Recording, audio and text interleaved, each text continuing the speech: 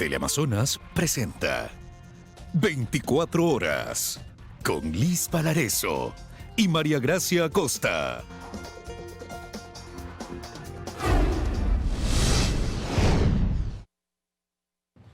Aquí empezamos. Gran afluencia de personas que buscan una plaza de empleo se registró desde anoche en los exteriores de la empresa municipal de aseo de Quito. Paul Cuello está en la avenida Occidental, donde se aglomera la gente para contarnos los detalles. Hola Paul, te escuchamos. Compañeras, gracias. Amigos, ¿qué tal? Buenas tardes. Así es, comentarles que desde la tarde de ayer a eso de las 6 de la tarde se registra gran cantidad de personas aquí en la avenida Occidental, en los exteriores de la empresa de aseo de Quito, por personas que están buscando una fuente de empleo en esta institución que realizó la convocatoria, vale la pena mencionar, de manera virtual. Sin embargo, el gerente de esta institución nos manifestaba que al parecer los ciudadanos han buscado venir a dejar su hoja de vida de manera presencial. No podemos determinar un número exacto porque, como les comentamos, con el pasar de las horas se sigue sumando más gente a esta larga fila. Para ponerles un poco más claro el panorama, la fila empieza desde el hospital de la policía, da la vuelta en el hospital metropolitano, sube por criminalística hasta la UTE, donde da la vuelta acá a la avenida Occidental, donde se encuentra la empresa de Maceo. Pero ¿cómo ha transcurrido esta jornada acá en este sector? Les hemos preparado un reportaje.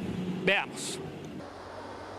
A pesar de que la solicitud la tenían que hacer en línea, cientos de personas llegaron desde la noche del miércoles hacia las instalaciones de la empresa municipal de aseo de Quito para intentar conseguir una plaza de empleo en esa institución. Parece ser que las personas han preferido presentarla personalmente, pero la aplicación en medio virtual también es válida y vamos a calificar por igual, con imparcialidad, tanto las ofertas en físico como las ofertas en digital. En la larga fila que rodeaba la avenida Occidental hasta la Mariana de Jesús, encontramos a jóvenes, adultos y hasta personas de la tercera edad que pernoctaron en los exteriores de Maceo aferrados a una oportunidad laboral que no le encuentran desde hace varios años. Yo estoy desde la 1 de la tarde. ¿De ayer el día? ¿Cómo ha sido pasar la noche?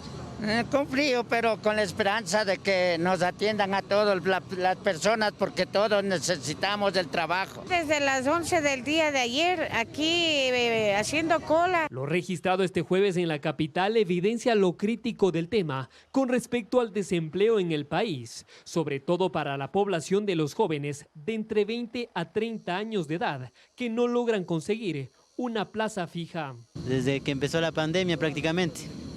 Ya va 3 años sin empleo. Así trabajitos pequeños que me han llevado, pero nada un oficial que se diga. El gerente de la institución, sorprendido por la afluencia de personas que llegaron buscando una oportunidad, sostiene que por esta ocasión únicamente se abrieron plazas para 200 personas. El puesto por el cual van a concursar las personas que están viendo aquí detrás es el puesto de ayudante de barrido y recolección. Y es que por la gran afluencia de personas que no se esperaban que acudan a esta convocatoria, las entidades municipales tuvieron que montar operativos móviles en todo el sector para cubrir las necesidades de las personas. Estos operativos se mantendrán hasta este viernes que termine el proceso de selección. Hoy día empieza la fase de méritos, es decir, vamos a calificar las carpetas, las postulaciones presentadas y quienes pasen la fase de méritos avanzarán a la fase de oposición, en donde ya tienen que rendir exámenes, rendir pruebas físicas, rendir pruebas psicológicas, rendir un examen de cultura general. También fue necesaria la presencia de la Policía Nacional y de los agentes municipales de tránsito, quienes colaboraron para descongestionar esa zona. En Quito, Paul Coello, 24 horas. Así es, y comentarles algo importante. Las postulaciones se van a realizar el día de hoy y también el día de mañana hasta las 6 de la tarde. Los aspirantes no solo pueden hacerlo de forma presencial, sino también pueden hacerlo de manera virtual para evitar justamente estas largas filas. Más detalles pueden encontrar en las redes sociales de la empresa de aseo de Quito. Regreso a estudios, compañeras, ustedes con más. Amigos, buenas tardes. Muy buenas tardes, Paul. Muchísimas gracias por la información. Y en otro tema les contamos que continúan las mesas de diálogo entre el gobierno y el sector indígena para resolver las primeras 2 de 10 temáticas. Para que nos dé más detalles de esta jornada, el contacto ahora es con Daniela Valencia. Daniela, muy buenas tardes. Por favor, cuéntanos, adelante. Buenas tardes, compañeras en estudio, amigos televidentes. Efectivamente, a esta hora de la tarde continúa el trabajo de las mesas temáticas que analizan tanto la focalización de los subsidios a los combustibles como la moratoria crediticia. La primera mesa trabaja por separado, pues están analizando todos los datos que se intercambiaron ayer. Incluso se ha dicho que hay un proyecto piloto que entregó el gobierno nacional. Nosotros les hemos preparado un reportaje al respecto. Veamos. Con un trabajo por separado para analizar los datos relacionados con el tema de los combustibles, se desarrolló este jueves la segunda mesa temática para la focalización de los subsidios. Aunque existe un proyecto piloto presentado por el gobierno, ven con dificultad llegar a un acuerdo hasta este viernes. Lo más probable es que se tomen los 5 días límite determinados para cada punto. Es un borrador que se ha presentado, es un proyecto piloto que piensan implementar en algunas provincias a través de los dispensarios de Petroecuador. La focalización, según adelantaron los representantes de las organizaciones sociales, podría darse de 2 formas. La primera, ampliar la subvención que ya existe para la pesca artesanal a otros segmentos. Los pescadores tienen un subsidio que está de 1.25, el máximo precio es 1.25 el galón. ¿Qué tiene que hacer a toda la gente que usa maquinarias, herramientas y para hacer producción agropecuaria? El otro camino para el asesor de la CONAIE en temas petroleros, Henry Llanes, sería visibilizar los autos de alta gama. Con eso, cuando se aproxime a las gasolineras, ya le marca y dice: usted no puede ser usuario, por ejemplo, de gasolina extra, usted no puede ser usuario de diésel, usted puede ser usuario de una gasolina de alto octano. En la mesa número 2, que analiza la moratoria crediticia, el trabajo se realizó en conjunto. Para algunos, sin embargo, existe cierta renuencia. Hay mucha resistencia de parte del gobierno en cuanto a cumplir con los planteamientos que estamos haciendo. Hasta ahora no vemos realmente esa respuesta concreta, solamente la apertura al diálogo. Hoy día se va a definir cuál es la estrategia para una reactivación y un alivio económico para el país en general. Por ello esperan que en estas mesas de trabajo también se sumen representantes de la banca privada, pues el análisis durante este jueves integrará a la Junta Monetaria y Financiera. En Quito, Daniela Valencia, 24 horas. Respecto al tema de la moratoria crediticia, el gobierno nacional dio respuesta a través del decreto 456 durante los días de paro nacional. El gobierno condonó las deudas de hasta $3.000 en Banecuador, que estaban vencidas hasta el 31 de mayo de este año. Sin embargo, el sector indígena pide que se amplíe hasta $10.000, tanto en la banca pública, privada como en cooperativas. Es lo que les podemos compartir al momento. Regresamos con ustedes a estudios. Una buena tarde. Una buena tarde también para ti, Daniela. Muchísimas gracias. De la conferencia episcopal nos trasladamos a la Asamblea Nacional, donde el Pleno decidirá hoy la permanencia de Yesenia Guamaní en la segunda vicepresidencia de la institución. Nos vamos hasta allá con Andrea Samaniego para que nos dé los detalles. Hola, Andrea. Gracias, ¿cómo están? Muy buenas tardes. Hace poco concluyó ya la defensa de Yesenia Guamaní ante el Pleno de la Asamblea Nacional en este proceso que se sigue en su contra, una denuncia que fue presentada desde la bancada correísta por mocionar una consulta a la Corte Constitucional sobre la derogatoria de la reforma tributaria. Guamaní aquí ha mencionado que es una perseguida política, que la denuncia no tiene fundamentos, que es ilegal, que es inconstitucional. Y también la contraparte ha presentado, en cambio, los argumentos que sustentan esta denuncia. Recordemos que Guamaní llegó a la segunda vicepresidencia de la Asamblea Nacional en octubre del año pasado tras la destitución también de Bella Jiménez de la Izquierda Democrática. Nosotros les hemos preparado un video respecto de cómo se ha vivido esta primera jornada aquí en la Asamblea. Guamaní ya se siente fuera de la segunda vicepresidencia de la Asamblea Nacional. Antes de su defensa ante el Pleno señaló que esta sesión será un show político. La conspiración les ha permitido el día de hoy tener los votos, pero no tienen la razón para destituirme. Y el día de hoy me dirijo a todos los ecuatorianos para decirle que me voy con honor y dignidad, porque aquí no se negocia la decencia. Ya ante los legisladores dijo que este proceso impulsado por el correísmo no tiene fundamentos. La denuncia en mi contra por el correísmo y sus aliados es vergonzosa. Para quienes nos hemos preparado y a pesar de la persecución política que estoy viviendo, mi convicción siempre será por los ciudadanos.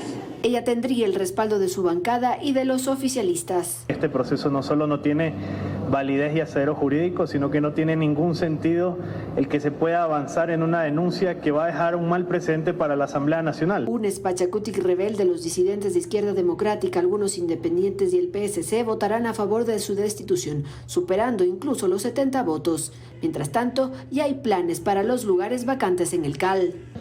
Hay que ver qué pasa si está vacante la segunda vicepresidencia. De forma personal, yo creo que sí. Yo creo que el Partido Social Cristiano debe buscar un voto en el CAL. Y si hay vacantes de 2 vicepresidencias, debería buscar cualquiera de las 2. Incluso los nombres empiezan a barajarse y podrían tomar una decisión sobre estos puestos la próxima semana. En Quito, Andrea Samaniego, 24 horas. Y bien, entre los nombres que suenan está, por ejemplo, el de Mireya Pazmiño para la primera vicepresidencia de la Asamblea Nacional, mientras que para la segunda vicepresidencia lo que se habla es que Joana Moreira podría dejar la vocalía para asumir este cargo, y esa vocalía que queda libre de cierta manera la ocuparía el Partido Social Cristiano de la mano de Esteban Torres. Sin embargo, todavía estos nombres están de cierta manera en conversaciones, en negociaciones dentro de la Asamblea Nacional, y de lo que se escucha también es que se podría conocer a estas autoridades la próxima semana en una sesión de pleno que podría convocarse el próximo martes. Esta es la información a esta hora de la tarde. Ustedes tienen más noticias. Muy buenas tardes. Muchísimas gracias, Andrea. Muy buenas tardes. Ahora nos trasladamos a Huaquillas, provincia de El Oro, donde se realiza a esta hora el Gabinete Social encabezado por el presidente Guillermo Lasso y en el que participan varios ministros de Estado. El contacto es con Luis Alfredo Zúñiga. Hola Luis, muy buenas tardes. Adelante, cuéntanos, por favor. Así es, ¿cómo están? Muy buenas tardes. A esta hora me encuentro en Huaquillas, provincia del Oro, en donde ya a esta hora se realiza el Gabinete Social encabezado por el presidente Guillermo Lasso en este punto, y también junto con algunos ministros de Estado, entre ellas la ministra de Educación María Brown, el ministro de Inclusión Económica y Social Esteban Bernal, también Gabriela Aguilera, ministra de Desarrollo Urbano y Vivienda, y también el titular de la cartera de Salud. Recordemos que desde el gobierno se ha indicado que se va a priorizar el gasto social, por ello se esperan algunos anuncios importantes en esta materia. Sin embargo, también más temprano se realizó otro evento en este punto y fue la entrega de soluciones habitacionales, un total de 277 viviendas de interés social para 1.108 beneficiarios del Cantón Huaquillas. Durante su intervención, el presidente Guillermo Lasso también se refirió a otros temas de interés nacional, por ejemplo, al pago de deudas correspondientes al IVA, por ejemplo, a los gobiernos autónomos descentralizados del país, y mencionó algunos otros pagos que se van a dar durante los próximos meses. Escuchemos. Ayer nuestro ministro de Economía con el consorcio de gobiernos autónomos provinciales un cronograma de pago de 77 millones de dólares. También tenemos un plan de pagos por otra deuda antigua con los municipios por 95 millones de dólares en total. Pagaremos a los GATS 173 millones. Con lo cual se benefician obviamente la provincia del Oro y el Cantón Huaquillas. En cuanto al tema de viviendas, indicó el presidente Guillermo Lasso que actualmente en el país hay un déficit de 580.000 viviendas en el sector más vulnerable del país, y 1.4 millones de viviendas necesitan aún servicios básicos. Mencionó además que se ha reducido, aseguró, en 4 puntos el déficit de vivienda, y la meta es bajar a 10 puntos durante todo su gobierno. Insistimos, a esta hora continúa desarrollándose el Gabinete Social encabezado por el presidente Guillermo Lasso junto a varios ministros de Estado. Nosotros vamos a estar pendientes de los anuncios que se hagan en las próximas horas, en los próximos minutos, y les llevaremos la información en la emisión estelar de 24 horas. Ustedes continúan con más en Estudios. Muy buenas tardes. Buenas tardes también para ti, Luis Alfredo. Quedamos pendientes de tus informes. Vamos a hacer una pausa, pero enseguida el Ministerio de Salud ofrece en 15 días que se abastecería con la mayoría de medicamentos a hospitales públicos. Además, en noviembre el INEC tendrá los primeros resultados de la nueva encuesta sobre desnutrición infantil. Los detalles al volver. Continuamos con más noticias. Estados Unidos mejoró la calificación para viajar a Ecuador después de los 18 días de paro. Ese país es el principal mercado emisor de turistas para Ecuador. Representantes turísticos piden al gobierno políticas públicas a largo plazo para reducir las pérdidas. Esto vamos a mostrarles más adelante. Ahora continuamos con otro tema. Más de 700 órdenes de compra de medicamentos vía catálogo electrónico ha generado el Ministerio de Salud hasta el momento. Las medicinas llegarían en máximo 2 semanas a los hospitales y centros de salud pública. Pero esta adquisición no incluiría los fármacos que requieren los pacientes con enfermedades catastróficas del país.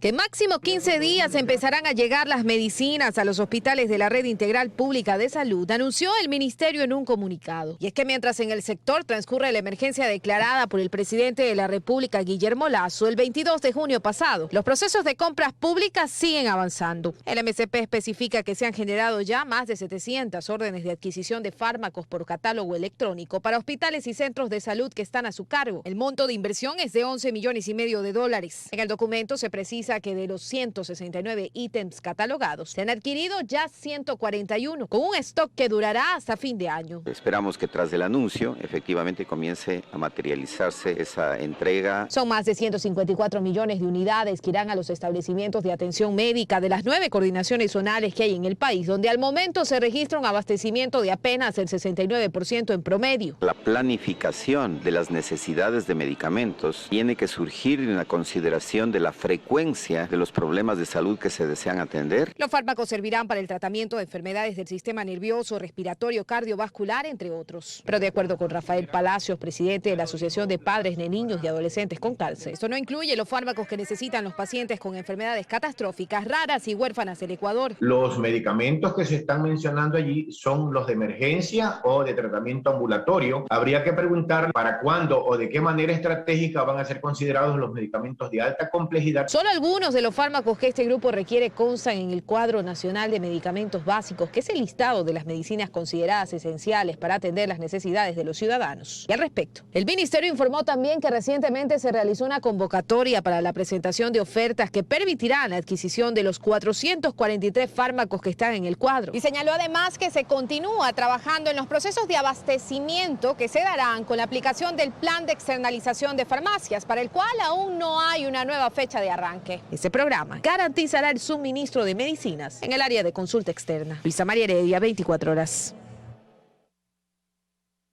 Las perspectivas en torno a la desnutrición infantil son negativas en Ecuador y el mundo, según la Organización de las Naciones Unidas para la Alimentación y Agricultura.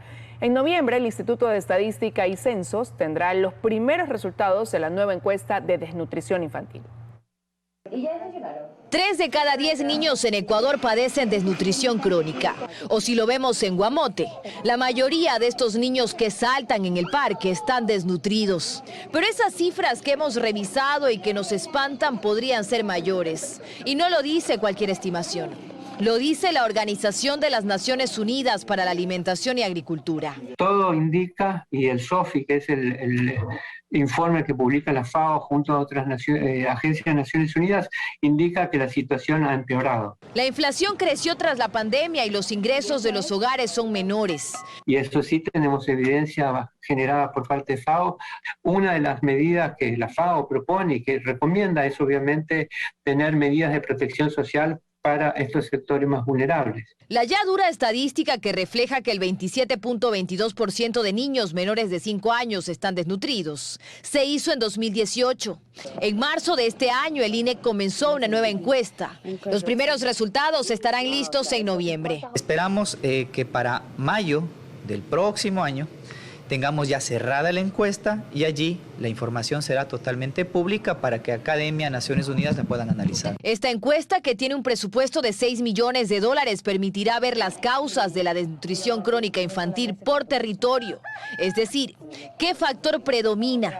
¿Falta de alimentación, bajo acceso a salud o mala calidad de servicios básicos? Esta encuesta va a llegar a cerca de 27,000 niños. Lo que hacemos nosotros, utilizamos equipos antropométricos, talla y peso, y cuando estos niños salen de un rango que se considera admisible, es una alerta roja. Otro tema, consultarle al representante de la FAO.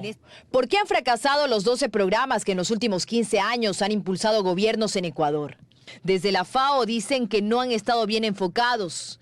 Hoy ya se entiende que este problema es multicausal y ponen como ejemplo a Perú. Perú ha logrado reducir los índices de desnutrición infantil. ¿Qué hicieron? El gobierno central puede decir, mira, yo te voy a pasar presupuesto siempre que me presentes, por ejemplo, el patrón de niños vacunados con todas las prestaciones de servicios básicos. Aquí se ha planteado algo similar, que Finanzas asigne recursos extra por resultados. Falta implementarla. Una desconexión entre la producción local y el mercado local explicaría por qué precisamente las zonas más ricas en producción agrícola son las que tienen mayor inseguridad alimentaria. En Ecuador existen 200 mesas territoriales cantonales que trabajan para reducir la desnutrición infantil. Trabajan en un tema dolorosamente urgente, con cifras y proyecciones en contra. Dayana Monroy, 24 horas. Un tribunal de la Sala Penal de la Corte Provincial de Pichincha negó el recurso de hecho interpuesto por el juez recusado juez Fabián Favara en el caso contra el exalcalde Jorge Yunda, acusado como autor mediato del delito de peculado en la compra de pruebas PCR. Con esta decisión, la audiencia de juicio contra Yunda deberá retomarse lo antes posible. Han transcurrido casi 7 meses desde que el exalcalde de Quito recusó al juez Favara, uno de los miembros del tribunal que había instalado la audiencia de juicio en su contra por el presunto delito de peculado en la compra de pruebas PCR. Pero ya hay un pronunciamiento definitivo del Tribunal Penal de la Corte Provincial de Pichincha que permite continuar con el proceso. El día de ayer tuvimos la audiencia del recurso de hecho y fue nuevamente negado por parte de los jueces de la Corte Provincial. El último recurso que tenía el juez Favara para evitar ser recusado o sacado del Tribunal de Juzgamiento a Yunda fue agotado y lo que corresponde es continuar con el proceso. Los otros 2 jueces o los jueces sobrevivientes ya están contaminados con todo lo que pasó dentro del devenir de la audiencia, que me parece que fueron 21 días. Entonces, por esa razón, seguramente presentarán una excusa ¿para qué? Para que se sortee un nuevo tribunal que conozca y empiece la audiencia de juicio desde cero. Lo que plantea la defensa de Jorge Yunda es prácticamente una estrategia evidentemente dilatoria, una estrategia que atenta contra la lealtad procesal, porque los otros 2 miembros del tribunal no tienen razón para excusarse y por lo tanto tampoco habría razón para presentar contra ellos demanda de recusación. Y lo que debe ocurrir, le vuelvo a insistir, es que debe haber una designación de un juez que reemplace a Favara y el tribunal debería continuar con el trámite del caso. Aunque el abogado del exalcalde sostiene que el interés de su defendido es ser juzgado lo antes posible. En todo caso, el resultado de este pronunciamiento del Tribunal Penal es que se reactiva el proceso contra Jorge Yunda y se debe retomar la audiencia de juzgamiento desde el inicio. El administrativo no debería durar más de unas pocas semanas, de un par de semanas, hasta que baje nuevamente al tribunal, los jueces sobrevivientes conozcan y demás. Mientras el exalcalde no tenga una audiencia ejecutoriada en su contra, sus derechos políticos están intactos para participar en cualquier elección popular, sostiene su abogado. En Quito, Freddy Paredes, 24 horas. El Pleno de la Asamblea Nacional conocería en 10 días el informe sobre la central hidroeléctrica Coca-Codo Sinclair, millonaria obra salpicada de escándalos de corrupción y desperfectos técnicos que impiden su entrega. El actual ministro de Energía asegura que encargará el seguimiento del caso a su viceministro, esto para evitar suspicacias, pues una empresa de su familia estuvo a cargo de parte de la fiscalización.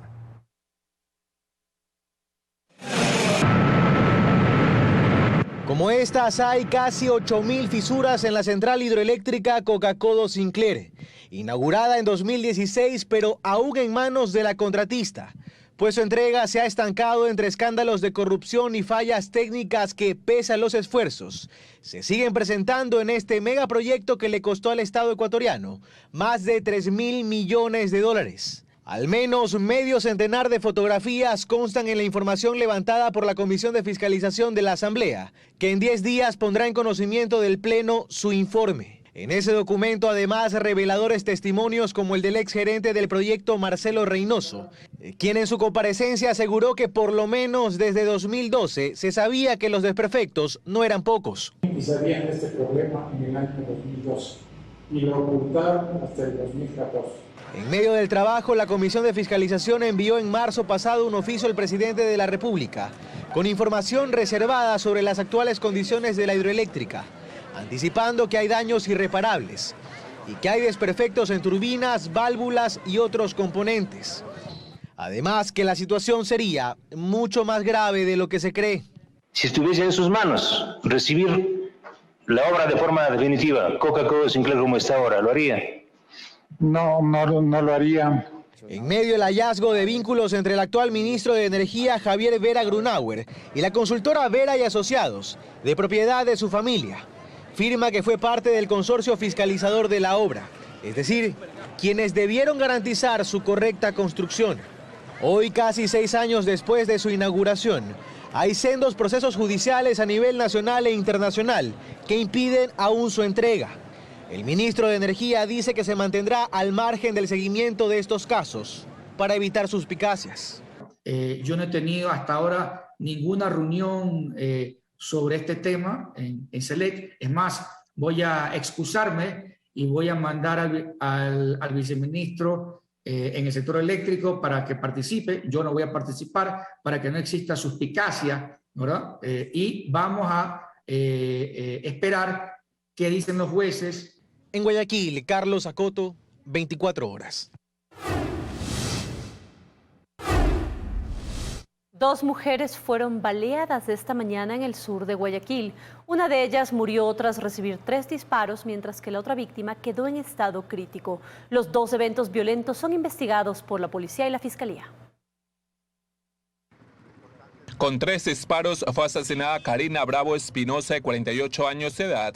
Ella fue interceptada por 2 sujetos que se movilizaban en una moto en el momento cuando esperaba un bus para dirigirse a su trabajo. De acuerdo a los testigos, pues bajaron y directamente victimaron a la persona. La víctima laboraba en el área de control vectorial del Ministerio de Salud Pública. Por su muerte se descarta el robo porque los hombres armados no se le llevaron sus pertenencias. ¿Hasta cuándo tanta matanza, tanta delincuencia? ¿Hasta cuándo? Según los primeros indicios, el crimen registrado en la cooperativa Santiaguito Roldós podría estar relacionado a una retaliación por un familiar cercano que opera en una banda delictiva. Ante esta alerta levantada, su círculo cercano será investigado. Para de esta forma identificar tal vez algún hecho anterior que colija el evento. No tuvieron la intención de robar a esta persona ni de agredirla, sino que fueron directamente con armas de fuego a atentar en contra de su vida. De forma paralela, a la misma hora, otra mujer fue atacada con disparos. Se trata de una funcionaria del Hospital Teodoro Maldonado del IES en el sur de Guayaquil. En el momento cuando se bajaba de un auto del lado del parqueadero de consulta externa, un hombre se le acercó y le propinó 6 balazos. Médicos y paramédicos que se encontraban cerca la auxiliaron, la llevaron a quirófano. Ahí se comprobó que su estado es crítico. Ahí tenemos las 6 vainas percutidas, aparentemente calibre 9 milímetros. Según testigos, ¿cuál fue la dinámica del ataque? Según los testigos, que había estado circulando instantes en que comienza a disparar contra la humanidad de esa persona, tiene 3 heridas en su humanidad. En la escena quedaron los casquillos como evidencia del ataque. Se conoce que la mujer hace un año aproximadamente sufrió un atentado en el suburbio de Guayaquil cuando viajaba en un taxi. Por esta nueva tentativa de asesinato, la INASED analiza las cámaras externas del hospital para poder identificar al gatillero que escapó en una moto junto a su cómplice. Paul Tutibén, 24 horas.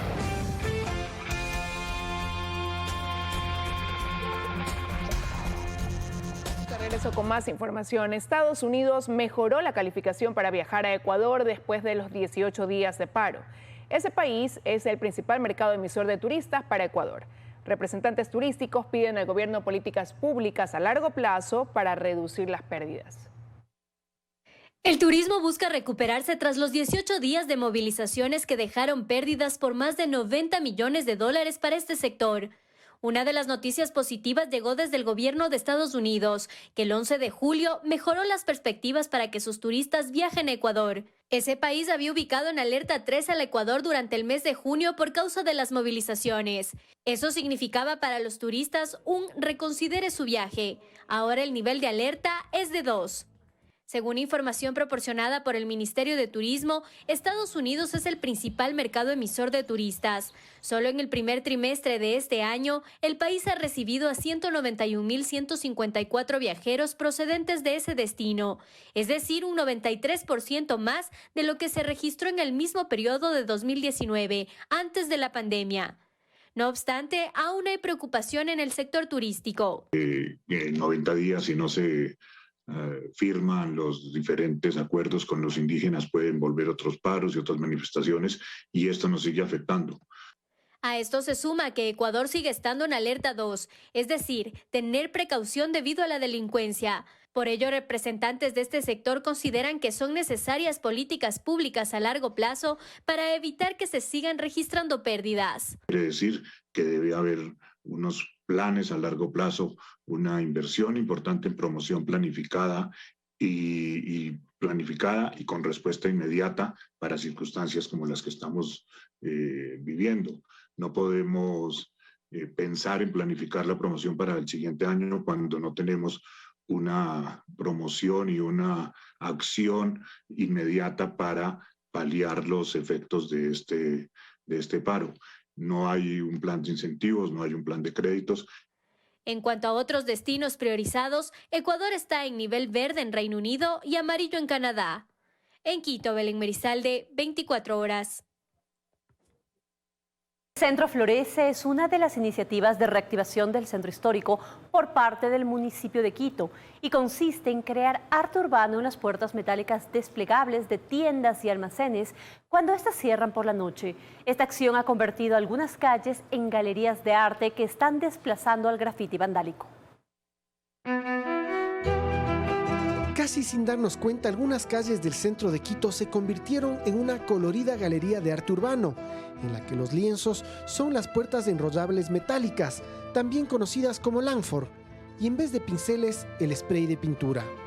Por ahí está Don Evaristo en primer plano o con la Virgen de Quito, o un Diablo Huma, o Cantuña y sus diablillos. Es arte que aparece cuando las calles se quedan vacías, y es parte de un proyecto del municipio para recuperar espacios y revitalizarlos. ¿Qué pasa? Se cierran las Langford 6 de la tarde y ahí ustedes pueden ir viendo arte.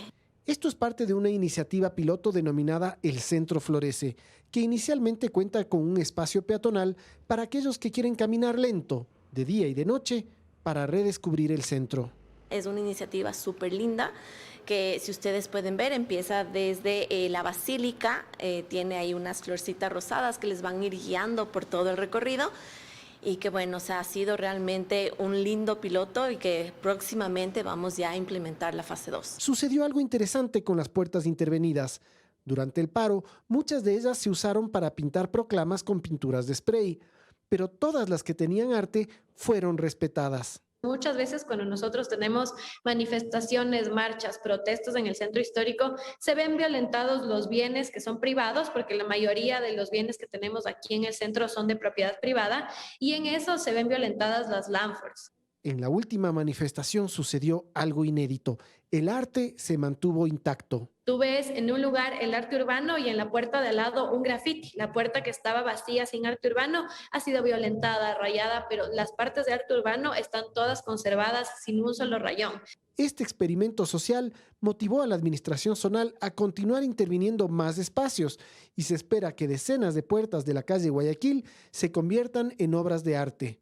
Esto se logra gracias a la empresa privada y los mismos dueños de los inmuebles. Que las Langfords son de propiedad privada, por lo tanto nosotros como municipio no lo podemos atender y todas las intervenciones que las hemos hecho con la donación de la empresa privada, que está muy involucrada y ayudándonos con la recuperación del centro. Y aprovechando esta voluntad, la Secretaría de Desarrollo Productivo formó una red de ayuda a personas que fueron afectadas por el paro. Así como pasó con Marta y su kiosco, otras personas también pueden recibir colaboración. Queremos oír sus casos, queremos oír qué pasó, si es que se vieron afectados, les vandalizaron, y nosotros también desde el municipio hacer un análisis para ver cómo se puede ayudar en todos estos espacios. Si usted es uno de esos afectados, escriba a la Secretaría de Desarrollo Productivo y presente su caso. Quién sabe, puede recibir una ayuda e incluso que su espacio se pueda convertir en el soporte de una bella obra de arte. Tomás Chufardi, 24 horas.